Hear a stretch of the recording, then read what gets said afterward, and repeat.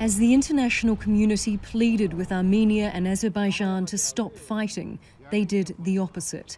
Now, in its fourth day, violence is increasing in the disputed region of Nagorno-Karabakh, and it threatens to spread outside the immediate conflict zone. In Azerbaijan, Bada is more than a dozen kilometres from the front line, but the sound of shelling reverberates through the town. Men have crowded outside conscription offices in the capital Baku, ready to be sent to battle. No, there is no fear. Our country needs us. We'll go as far as necessary for our country. Nagorno-Karabakh is internationally recognised as part of Azerbaijan, but is controlled by Armenian forces. When the dispute began in the early 1990s, many of these men were not born. We were waiting for this day. I hope we'll liberate Karabakh. I hope all our soldiers return safely. In Armenia, there were long lines too, after Prime Minister NIKOL Pashinyan called all men into military service. The UN Security Council repeated calls from Russia, France and the US to stop the sign-up and step back for talks. Yet the leaders show little interest in negotiation. It's very hard to talk about negotiations, especially about their contents, when specific military operations are underway. It's not clear how this fighting began on Sunday, but Armenia and Azerbaijan blame each other. Azerbaijan says it is retaking towns and territory it lost in the 1990s. Armenia says it is repelling Azeri advances. Both countries say they are now at war. Armenia also alleges Turkey is supporting Azerbaijan in the battle, claiming a Turkish F-16 fighter jet shot down an Armenian warplane inside Armenian airspace on Tuesday. Turkey is backing Azerbaijan, but both countries say it is moral support with no military assistance. F-16 planes of the Turkish Air Force do not participate in combat by any means. Today, new technologies make it difficult to hide something due to objective means of surveillance. That's why it's very easy to see this as just another provocation. Provocations that have drawn Armenia and Azerbaijan into a violent confrontation with rising stakes. Charlotte Bellis, Al Jazeera. And on the front line and the areas around it, civilians are being caught in the crossfire. Sinem Kosyolu is in Tatar, a city in Azerbaijan.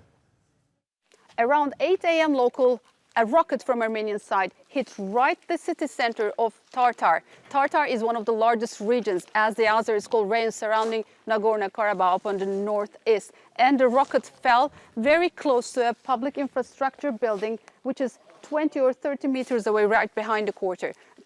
There were civilians here. Locals tell us that 7 civilians were injured, and one of them already died at the hospital.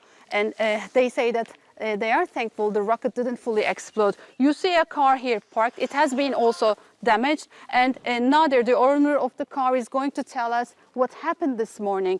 Nadir Bey, anlatır mısınız ne oldu? Bəli, ben maşını park elədim, saxladım. İçindəki sərnişinlər düşdü. Düşən kimi bir 3 dəqiqə keçməmiş partlayış baş verdi. Tamam, çok teşekkür ediyorum Nadir Bey. Nadir says to us that there were other civilians here, and thank God his car was already parked here. He says at least 15 people were able to hide behind the car. That's how they rescued their lives. And he says, I can sacrifice my car as long as the civilians are rescued. And he says the Azeris will win the battle and actually repel the occupiers. And here in my hand, there are the fragments of the rocket that hit Tartar city center that has been already evacuated in the last couple of days, and that became a no-man's zone. Now, in addition to all this, Turkey says it will back its ally Azerbaijan by, quote, every means available. Also, France, which is part of an international group trying to mediate the truce, has criticised Ankara for what it calls war-like rhetoric. French President Emmanuel Macron says any Turkish involvement in the fighting would be unacceptable. At this stage, I remain extremely cautious, but we know it's an extremely volatile situation. That said, I have noted Turkey's political declarations in favor of Azerbaijan, which I think are inconsiderate and dangerous. France, as part of the Minsk group, which requires the impartiality which explains my caution, remains extremely concerned by the warlike messages coming from Turkey in the last few hours, which essentially remove any of Azerbaijan's inhibitions in reconquering Nagorno-Karabakh, and that we won't accept.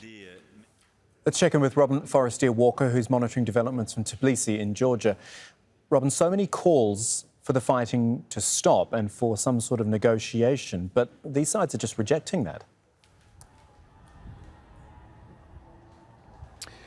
Yes. Well, Nikol Pashinyan, the Prime Minister of Armenia, did say, I believe in comments yesterday to the Russian media, that they would be prepared to go back to the negotiating table provided the fighting stops. So that's the Armenian position.